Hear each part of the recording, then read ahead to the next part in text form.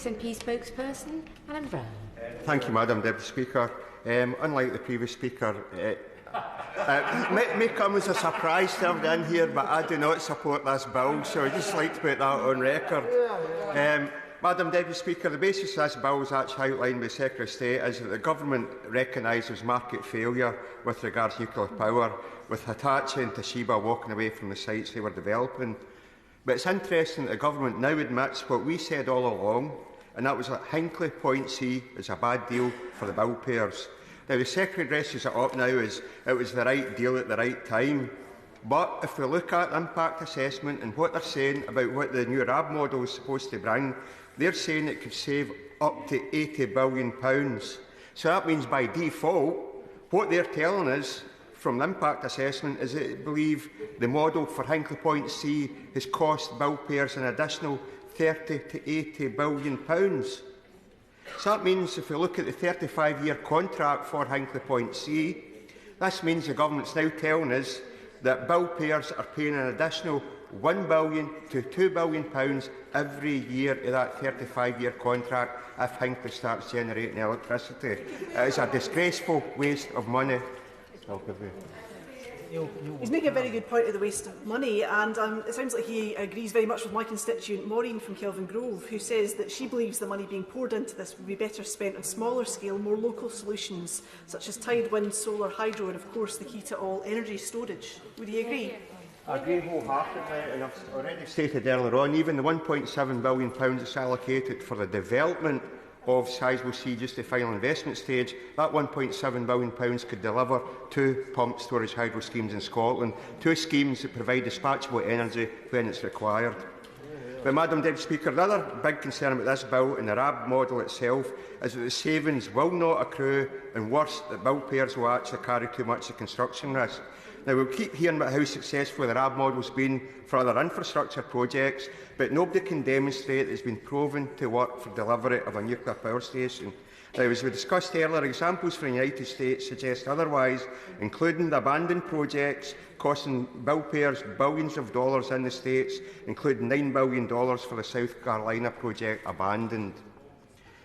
Now, if we look at the present time here and now, we've got a cost of living crisis, so it's scandalous, absolutely scandalous, to look to commit an estimated £50 to £60 billion of capital and finance costs onto bill payers. Now, the Government tells us it's only £10 per household over the construction period. What they don't tell us is how much more that will be when the 60-year RAB model contract kicks in. And, Madam Deputy Speaker, we're in a bizarre position where, at the moment, the trade body Energy UK supports this RAB model, but while they're arguing that consideration needs to be given to the removal of levies from our existing electricity bills due to the impact in the current cost of living crisis. So that's contradictory.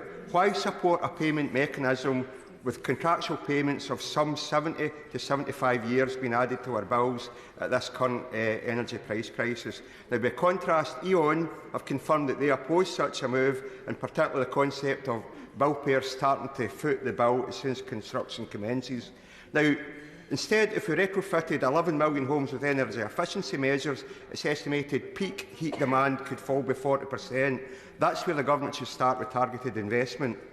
So we do need to consider, do we need new nuclear at all, and therefore do we need this bill or alternative funding mechanisms? Of the 8 existing power stations, Dungeness went offline 7 years earlier this year, Hunterston B has now stopped production, and Hinkley Point B stops later this year, with Heysham and Hartlepool stopping in 2024. So 5 of the existing 8 stations are going to be down by 2024, way before Hinkley came up and running. So therefore, if nuclear is so critical for baseload, how can we live without it for these years? It actually undermines the Government's own argument, particularly when we realise how often nuclear power stations go down and there's outages that need to be managed. So the wind might not be blowing and the power stations go down as well.